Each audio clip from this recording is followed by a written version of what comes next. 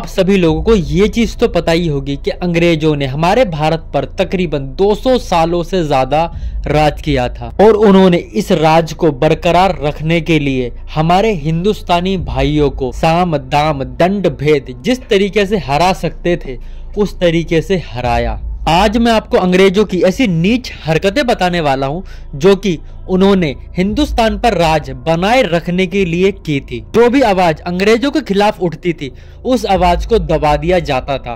और क्या होता था उस इंसान के साथ जो अंग्रेजों पर आवाज उठाता था आजादी के लिए। सबसे पहले आती है काला पानी की सजा। अंग्रेज जिस भारतीय को अपने लिए खतरा समझते थे उसको वो जेल में डलवा देते और उनको काला पानी की सजा सुनाते थे। अंग्रेज उन भारतीयों को कैदी बनाकर अंडमान निकोबार के एक आइलैंड पर बने जेल में भेज देते जहां पर चारों तरफ समुद्र होता था और वहां पर उन कैदियों से कोलू के बेल की तरह तेल तक निकलवाया जाता था। 2 दिन में एक बार खाना, 3 दिन में एक बार खाना, पूरे दिन में सिर्फ एक बार पानी और बहुत ही बुरी तरह पिटाई।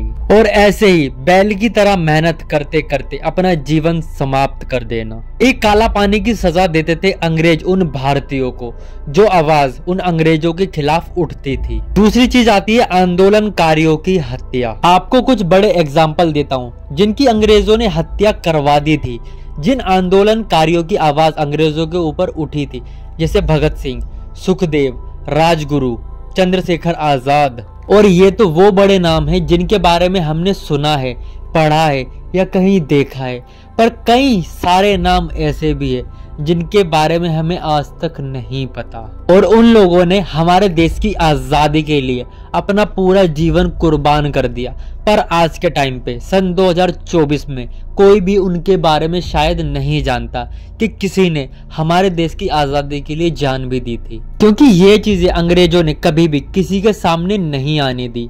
आवाज बाहर निकलने से पहले ही दबा दी जाती थी। तीसरी चीज आती है बंधुआ मजदूरी। अंग्रेजों ने सिर्फ हम भारतीयों का इस्तेमाल नहीं किया बल्कि हमारे साथ ऐसे ऐसे काम करे जिनको करने से वो डरते थे।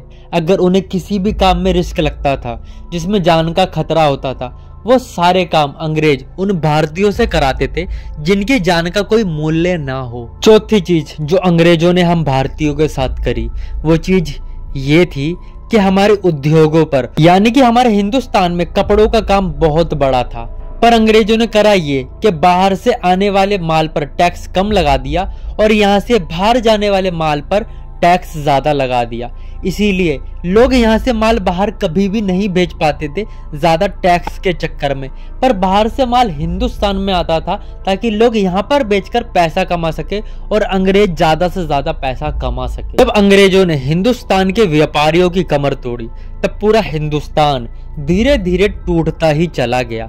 जब हिंदुस्तान में पैसा आना बंद हो गया तो हिंदुस्तान धीरे धीरे गरीब देश होने लगा, पर अंग्रेज तब भी नहीं रुके।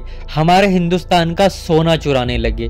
वो धीरे धीरे अपने शहर भेजने लगे, अपने देश भेजने लगे, अपने पास रखने लगे, अपनी रानियों को गिफ्ट करने लगे बिना किसी भी हिंदुस्तानी से पूछे।